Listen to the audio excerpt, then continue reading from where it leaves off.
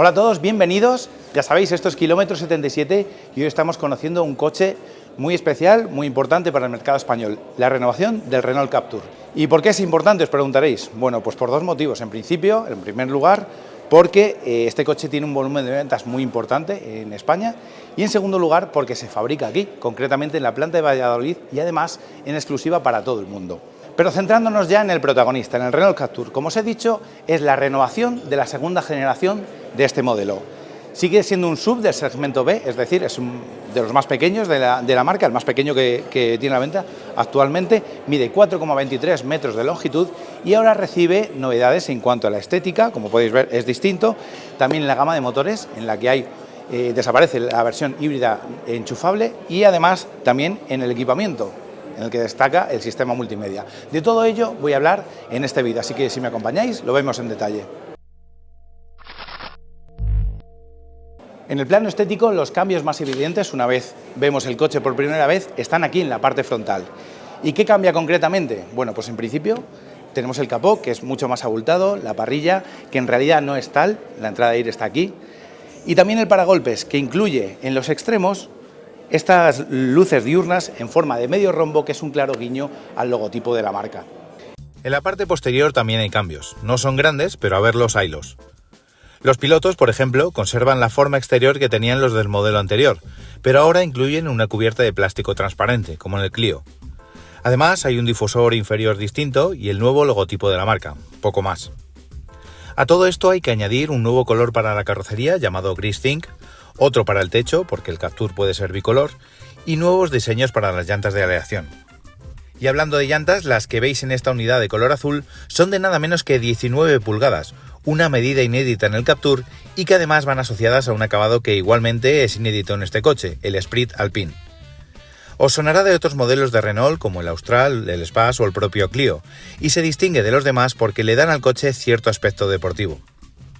Por fuera incluye elementos de la carrocería pintados en color negro brillante y gris satinado y las mencionadas llantas exclusivas, pero por dentro además lleva una tapicería específica, unos cinturones con detalles en color azul, unos pedales deportivos y un volante distinto, entre otros elementos. Y ya que hablamos del interior, os voy a contar cuáles son las novedades aquí con respecto al modelo anterior, el de 2020. Como veis, el diseño es prácticamente idéntico, pero si nos fijamos veremos que Renault ha empleado materiales distintos en algunos lugares, materiales que además son más ecológicos. Aquí dentro el gran paso adelante está aquí en el sistema multimedia. Es el que Renault llama Open R-Link, que tiene una pantalla de 10,4 pulgadas, como veis aquí en posición vertical, pero es que además se mueve mediante el sistema operativo Android Automotive 12, es decir, el mismo que llevan, por ejemplo, los Megane y Scenic E-Tech. Es un sistema multimedia que presenta muchas ventajas y principalmente una, y es que tiene todo el ecosistema de Google, incluido Google Maps, que es ampliamente conocido por todos. Además está conectado permanentemente a Internet, con lo cual puede recibir actualizaciones online y tiene una tienda de aplicaciones en las que están las más habituales, tipo Waze, Spotify o Amazon Music. Es decir, es un sistema multimedia que se parece mucho a un teléfono móvil, es un sistema rápido, sencillo y muy familiar. En cuanto al espacio para los pasajeros, no hay diferencias con respecto al modelo anterior, algo que es lógico teniendo en cuenta que estamos ante una renovación del coche, no una nueva generación.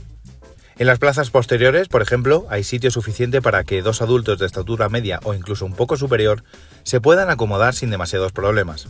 Y además sigue teniendo un detalle muy interesante y no del todo común en vehículos de este segmento. Una banqueta posterior con ajuste longitudinal que permite adaptar el espacio en función de las necesidades, o pasajeros o maletero. Y ya que hablamos del maletero, comentar que el Captur 2024 tiene más o menos capacidad en función de la versión elegida. La híbrida, por ejemplo, tiene un mínimo de 326 litros y el resto un mínimo de 422. Estas cifras pueden aumentar sensiblemente porque, como os he comentado, la banqueta posterior tiene ajuste longitudinal. Si se mueve completamente hacia adelante, ganaremos algo más de 100 litros en todas las versiones, que no está nada mal. Por lo demás es un maletero corriente, con un doble fondo muy práctico para colocar objetos que no queremos tener a la vista y con los habituales accesorios. Perchas en las paredes laterales, ganchos en los extremos del piso y un solo plafón de iluminación. Eso sí, el borde de carga está más alto de lo normal, a 79 centímetros del suelo según nuestras mediciones, por lo que el proceso de carga y descarga de bultos grandes o pesados puede ser un poco más difícil que en otros modelos. Y para finalizar nos queda hablar de la gama de motores. En general es muy parecida a la del modelo anterior, el Captur 2020. Pero hay una ausencia importante, la versión híbrida enchufable. Renault ha decidido que con esta actualización dicha versión ya no tiene cabida en la gama, así que con ella también despedimos la posibilidad de pedir un Captur con etiqueta 0. Fue bonito mientras duró. No obstante, la gama disponible no es en absoluto escasa. Podemos pedir una versión de gasolina de 91 caballos, otra que también puede funcionar con GLP y que desarrolla 101 caballos, dos microhíbridas de gasolina con 140 y 158 caballos y la híbrida E-Tech con 143 caballos.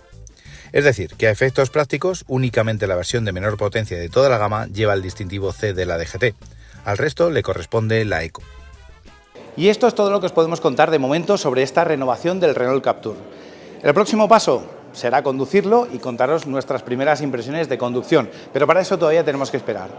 Ahora, de momento, lo que os recomiendo es que os paséis por nuestra web, Kilómetro 77, donde hemos preparado una información muy extensa, con mediciones, con fotos, con toda la información. Así que pasaos por ahí y tenéis todo a un golpe de clic. Muchas gracias por estar ahí, un saludo y hasta la próxima.